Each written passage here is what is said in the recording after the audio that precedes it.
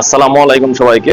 তো আজকের ভিডিওতে আমরা শিখব মৌলিক সংখ্যা কাকে বলে এবং 1 থেকে 100 পর্যন্ত মৌলিক সংখ্যা অনেকের মনে থাকে না, তা একটা ইজি টেকনিক রয়েছে।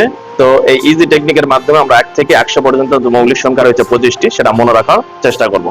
তো আমরা আগে মৌলিক সংখ্যার সংজ্ঞাটা আগে দেখি। তাহলে মৌলিক সংখ্যা, তো মৌলিক সংখ্যা আসলে কি? তাহলে মৌলিক সংখ্যার সহজ সংখ্যা মানে সংজ্ঞা যেটা আছে সেটা বলা যায় যে সংখ্যার ভাজক এক এবং ওই সংখ্যা, যে সংখ্যার ভাজক এক ও ওই সংখ্যা, তাকে মৌলিক সংখ্যা বলে। তাকে মৌলিক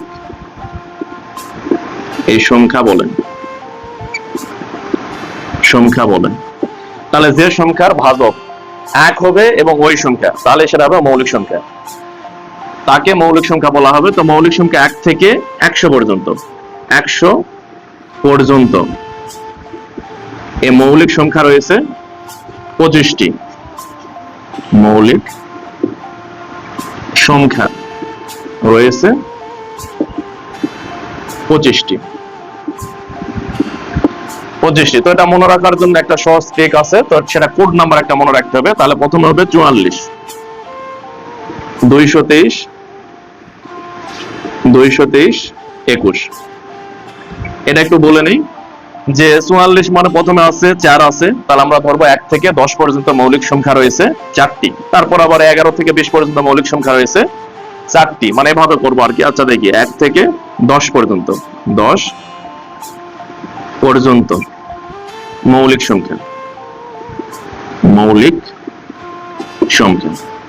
তাহলে 1 থেকে 10 পর্যন্ত যে মৌলিক সংখ্যা রয়েছে 4টা হবে। তো 4টা আগে কি কি আমরা এখানে একটু দেখি। 1, 2, 3, 4, 5, 6, 7, 8, 9, 10। এই যে 10টা সংখ্যা লিখলাম, 10টা সংখ্যা কিন্তু মৌলিক না। অনেকে এখন মনে করে যে 1 হয়তো মৌলিক সংখ্যা, কিন্তু 1 আসলে মৌলিক সংখ্যা না।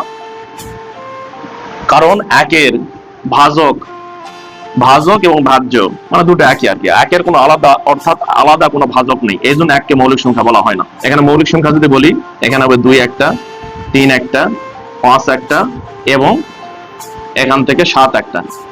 এই 4টা হবে মৌলিক সংখ্যা। কারণ এই যে 4টা সংখ্যার কথা বললাম, এই 4টা সংখ্যার ভাজক শুধুমাত্র 1 এবং ওই সংখ্যা, এই জন্য এগুলা মৌলিক সংখ্যা। তাহলে আমরা লিখে ফেলি। তাহলে এখানে হবে 2, 3, 5 আর 7। এটা 1 থেকে 10 পর্যন্ত। একইভাবে যদি আমরা বলি 11 থেকে 20 পর্যন্ত, 20 পর্যন্ত মৌলিক সংখ্যা। তাহলে 11 থেকে 20 পর্যন্ত পরে আছে 4, তাহলে 4টি হবে। আমরা এখন দেখি যে 11 থেকে 11 সংখ্যাগুলো আগে লিখি। 11, 12, 13, 14, 15, 16, 17, 18, 19, 20। তাহলে এর মধ্যে মৌলিক সংখ্যা কয়টি? তাহলে 4টি হবে। তাহলে এখানে 11 আলাদা কোনো ভাজক নেই, 11 একটা হবে, তারপর 13 একটা হবে, তারপর এখান থেকে 17 হবে, 19 হবে। এই সংখ্যাগুলো আলাদা কোনো ভাজক নেই। তাহলে এখানে 4টা, কোন 4টা? তাহলে 11, 13, 17 এবং 19। এবার আসি 21 থেকে 30 পর্যন্ত মৌলিক সংখ্যা। এখানে খেয়াল করি 2 আছে, তার মানে 21 থেকে 30 পর্যন্ত মৌলিক সংখ্যা রয়েছে 2টি। তাহলে আগে সংখ্যাগুলো আমরা টোটাল লিখি। তাহলে 21, 22, 23, 24, 25, 26, 27, 28, 29 এবং 30। এর মধ্যে মৌলিক সংখ্যা কয়টা হবে? 2টা। আমরা খুঁজে বের করি। তাহলে এখান থেকে 23 হবে একটা, আর একটা হবে 29। তাহলে এখানে হবে 23 আর হবে 29। এখন আমরা আসি পরে 31 থেকে 40 পর্যন্ত মৌলিক সংখ্যা। তাহলে এখন খেয়াল করি 31 থেকে 40 পর্যন্ত মৌলিক সংখ্যা। তাহলে এখানে হবে 2, তাহলে এখানে 2টা হবে। এখানে 2 আছে, তার মানে 2 হবে। তাহলে কোন কোন সংখ্যা আগে হিসাব করি? যেমন 31, 32, 33, 34, 35, 36, 37, 38, 39 এবং 40। এর মধ্যে মৌলিক সংখ্যা কয়টা থাকবে? এর মধ্যে মৌলিক সংখ্যা থাকবে 2টা। তাহলে কোন 2টা? তাহলে এখান থেকে আমরা 31 জানি, 31-এর কোনো আলাদা কোনো ভাজক নাই বা কোনো সংখ্যাতে ভাগ করা যাবে না, এটা 31 একটা হবে আর একটা 37 হবে। তাহলে এখানে আমরা লিখতে পারি 31 আর 37। এবার আমরা আসি, তাহলে 41 থেকে 50 পর্যন্ত, 50 পর্যন্ত মৌলিক সংখ্যা। তাহলে এদিকে 5টা চলে গেছে, এটা তাহলে 5 নাম্বার। এখানে হলো এটা 3টা, তাহলে এখানে 3 আছে, মানে 41 থেকে 50 পর্যন্ত মৌলিক সংখ্যা আসবে 3টা। আগে সংখ্যাগুলো আবার লিখি, তাহলে 41, 42, 43, 44, 45, 46, 47, 48, 49, 50। এর মধ্যে থেকে মৌলিক সংখ্যা থাকবে 3টা। তাহলে 41 একটা হচ্ছে, 43 একটা হচ্ছে এবং 47 একটা হচ্ছে। আর কোন সংখ্যা এগুলা আলাদা ভাজক নেই। তাহলে এখানে হবে 41, 43 আর হবে 47। তাহলে এই পর্যন্ত আমাদের ওকে। এখন 51 থেকে 60 পর্যন্ত মৌলিক সংখ্যা। তাহলে 51 থেকে 60 পর্যন্ত মৌলিক সংখ্যা হবে 2টা। 51 থেকে 60 পর্যন্ত মৌলিক সংখ্যা, তাহলে এখানে 51, 52, 53, 54, 55, 56, 57, 58, 59, 60। তাহলে এই 51 থেকে 60 পর্যন্ত মৌলিক সংখ্যা হবে 2টা। তাহলে কি কি হবে, এখানে একটা 53 একটা মৌলিক সংখ্যা হয় আর এখান থেকে 59 একটা হয়। এছাড়া অন্য কোন সংখ্যা, এগুলা সংখ্যার সব আলাদা ভাজক রয়েছে বা আলাদা সংখ্যাতে ভাগ করা যাবে। তাহলে এখান থেকে লিখতে পারি 53 আর 59। এবার আসি 61 থেকে 70 পর্যন্ত মৌলিক সংখ্যা। তাহলে 61 থেকে 70 মৌলিক সংখ্যা আসবে 2টা। তাহলে কোন দুটা, তাহলে 61, 62, 63, 64, 65, 66, 67, 68, 69 এবং 70। এখন মৌলিক সংখ্যা কয়টা, এখানে 2টা পাবো। তাহলে একটা 61 একটা মৌলিক সংখ্যা হবে আর এই সাইড থেকে 67 একটা। তাহলে 61 আর হবে 67। তারপরে 71 থেকে 80 পর্যন্ত মৌলিক সংখ্যা। এখানে সিরিয়ালে দেখি 3 আছে, তার মানে 71 থেকে 80 পর্যন্ত মৌলিক সংখ্যা হবে 3টা।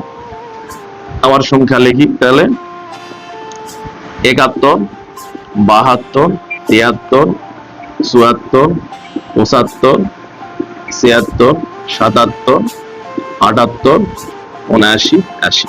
এখান থেকে মৌলিক সংখ্যা আসবে 3টা। তাহলে 71 একটা মৌলিক সংখ্যা হচ্ছে, 73 একটা হচ্ছে, তারপর এখান থেকে 79 একটা হচ্ছে।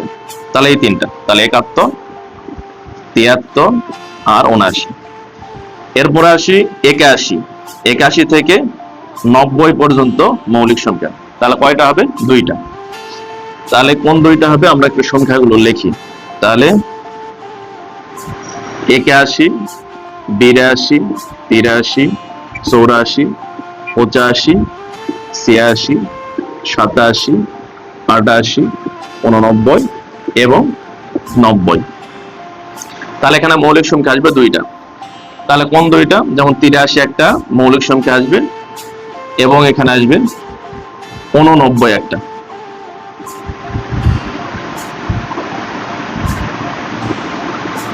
তাহলে এখান থেকে আসবে 83 এবং 89, 83 এবং হবে 89। এবার লাস্টে থাকলো 91 থেকে 100 পর্যন্ত মৌলিক সংখ্যা। তাহলে 91 থেকে 100 পর্যন্ত মৌলিক সংখ্যা আসবে 1টি। তাহলে 91 থেকে 100 পর্যন্ত সংখ্যা থাকবে 91, 92, 93, 94, 95, 96, 97, 98, 99 এবং থাকবে 100। তাহলে এই 91 থেকে 100 পর্যন্ত মৌলিক সংখ্যা হবে একটা। তাহলে কোন একটা, এখানে হবে 93। এই 93, কারণ 93 কে 93,